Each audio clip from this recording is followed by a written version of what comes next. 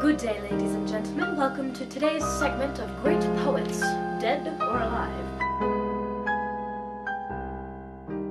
In our efforts to equally spotlight both late and present poets, I apologize on behalf of myself and my colleagues that we must go to one man whose contemporaries thought him idiosyncratic. It is with great torture that we present to you William Blake. Now, William Blake, born in 1757, was the third of 7 children born on Broad Street in London, and while William did not attend school, he was educated by his mother, Catherine Blake. Blake's first exposure to art was to the classical forms of Raphael, Michelangelo, Martin Heemskerk, and Albrecht Dürer. He then took drawing classes and made explorations into poetry. If you examine his early works, you can tell that he had knowledge of Ben Jonson and Edmund Spenser. Now, his artwork was not very well known because of his more old-fashioned, outmoded techniques. These were almost a direct result of his apprenticeship with James Bassire, an engraver. Now, Bassire's style of engraving was a kind that would have been considered old-fashioned at the time, and this possibly reflected poorly on Blake's Let's try that again. Now, Blake's first exposure to art was to the classical forms of Raphael, Michelangelo, Martin Heemskerk, and Albrecht Dürer. He then took drawing classes and made explorations into poetry. When you examine his early works, they show clear knowledge of men like Ben Jonson and Edmund Spenser. Now, Blake's artwork was not very well known because of its old-fashioned and outmoded techniques.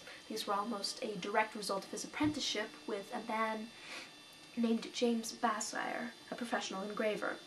Bassire's style of engraving was a kind that would have been considered outmoded and old-fashioned at the time, and this was most likely detrimental to Blake himself. In 1779, however, Blake attended the Royal Academy for 6 years and became at odds with the president, Joshua Reynolds. Blake preferred his more classical influences to Reynolds' fashionable oil painting. Now, in 1782, Blake met Catherine Boucher, who was later to become his wife, on August 18th, 1782. Though she was initially illiterate, Blake not only taught her to read, but also trained her as an engraver. She became an invaluable help as he printed his illuminated works. Now, coming from a very religious family, however not part of the Church of England, the Bible was an early and profound influence on Blake. However, he was very hostile towards the Church of England.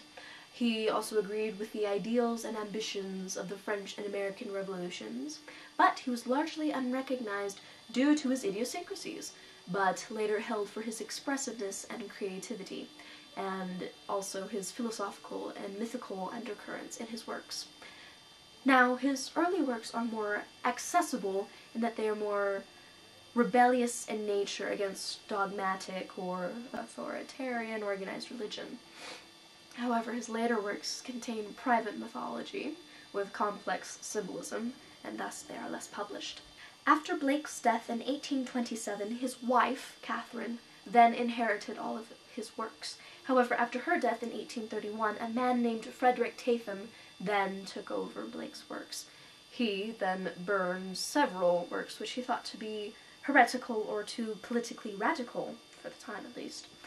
So, in this way, William Blake has contributed to the great body of literature, and we will now have an interpretive reading of 2 of his poems, along with some lovely analysis. Thank you for your time, ladies and gentlemen. Have a wonderful day. To mercy, pity, peace, and love, all pray in their distress. And to these virtues of delight return their thankfulness. For mercy, pity, peace, and love is God our Father dear. For mercy, pity, peace, and love is man his child and care. For mercy has a human heart.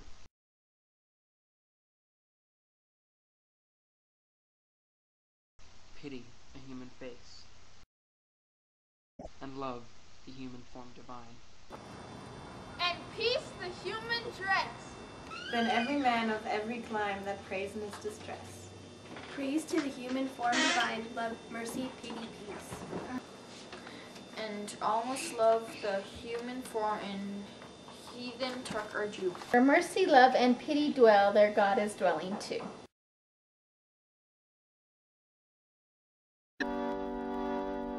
Pity would be no more if we did not make somebody poor, and mercy no more could be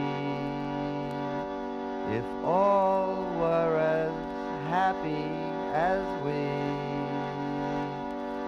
and mutual fear brings peace till the selfish loves increase. Then cruelty knits a snare and spreads his baits with care.